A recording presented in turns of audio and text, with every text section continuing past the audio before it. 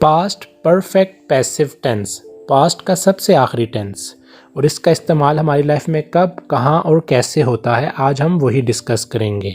अगर आप रोज़ाना इंग्लिश ग्रामर के हवाले से वीडियोस चाहते हैं तो इस चैनल को भी सब्सक्राइब कर लें।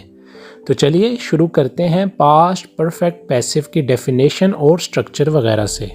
Past perfect passive tense, the past perfect tense expresses action in the past before another action in the past।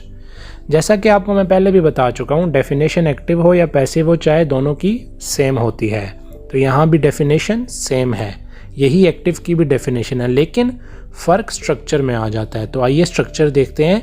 Affirmative मतलब जो पॉजिटिव जुमला होता है उसका स्ट्रक्चर क्या है? ऑब्जेक्ट लगाएंगे, हैड लगाएंगे, फिर बीन और फिर आखिर में वर्ब की थर्ड फॉर्म। उसके बाद नेगेटिव देखिए, नेगेटिव में ऑब्जेक्ट, फिर हैड लगाना है, फिर नोट लगाना है, फिर बीन लगाना है, मतलब हैड और बीन के दरमियान में नोट और आखिर में वर्ब की थर्ड फॉर्म। उसके बाद इंटेरोगेटिव देखिए, हैड, ऑब्जेक्ट लगाएंगे, बीन लगाएंगे और आखिर में वर्ब की थर्ड फॉर्म। ये भी इंपॉर्टेंट है कि हैड, उसके बाद पहले आपने फ़ौरन बीन नहीं लगाना, हैड के बाद पहले ऑब्जेक्ट, फिर बीन, ठीक है, फिर आपकी वर्ब की थर्ड फॉर्म आएगी, ठीक है, ये चीज़ याद रखिएगा। तो आइए एग्जांपल्स की तरफ चलते हैं। उसे टेस्ट से पहले ही, ठीक है, टेंस सिखा दिए गए थे। उसे टेस्ट से पहले टेंस सिखा दिए गए थे, मतलब सिखा दिए गए थे या चुके थे एक ही बात है। अब आप सोच रहे होंगे सर आपने आइडेंटिटीज़ में चुका था क्यों नहीं लगाया? चुका था भी लगा सकते हैं, ठीक है, उससे फ़र्क नहीं पड़ता, गया था चुका था एक ही बात है।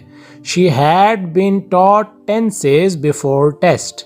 She had been taught tenses before test. Taught teach की थर्ड फॉर्म है, ठीक है, सिखाने को कहते हैं, पढ़ाने को कहते हैं। उसके बाद दूसरी एग्जांपल देखें, तुम्हें उनकी तरफ से माफ़ किया जा चुका था या कर दिया गया था, एक ही बात है, ठीक है। You had been forgiven by them. अब ये बाय वाला जुमला है, मैं आपको पहले भी बता चुका हूँ कि हम बाय जो है लगाते हैं पैसिव में, लेकिन जब रिक्वायरमेंट होती है, ठीक है। अब यहाँ तरफ से आ रहा है जुमले के अंदर, तो इसका मतलब है हमने बाय लगाना है। You had been forgiven by them, ठीक है। उसके बाद नेगेटिव सेंटेंसेस की तरफ चलते हैं।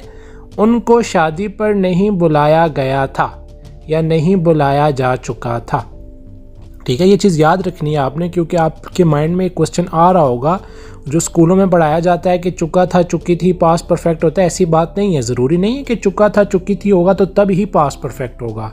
चुका था, गया था, ठीक है, एक ही बात है। तो इसलिए ये याद रखना है आपने। तो इसकी इंग्लिश क्या बनेगी? They had not been invited on wedding. They had not been invited on wedding. अब देखें मैंने क्या किया, हैड के बाद नोट लगाया, फिर बीन लगाया, ठीक है, ऑन वेडिंग। अच्छा, उसके बाद एक और देखें नेगेटिव जुमला, मुझे धोखा नहीं दिया गया था, ठीक है। I had not been deceived. इसमें भी वही किया कि हमने हैड और बीन के दरमियान में नोट लगाया। ये चीज़ आपने नेगेटिव सेंटेंसेस में याद रखनी है। उसके बाद इंटेरोगेटिव सेंटेंसेस, क्या गोश्त भून लिया गया था? Had the meat been roasted. Had के बाद ऑब्जेक्ट द मीट, फिर बीन और आखिर में रोस्टेड, ठीक है। उसके बाद आखिरी देखिए, क्या उसे सज़ा दी गई थी? क्या उसे सज़ा दी गई थी? Had he been punished. Had के बाद ऑब्जेक्ट ही, फिर बीन और आखिर में वर्ब की third form punished. Had he been punished. तो ये आपका इंटेरोगेटिव का भी स्ट्रक्चर हो गया।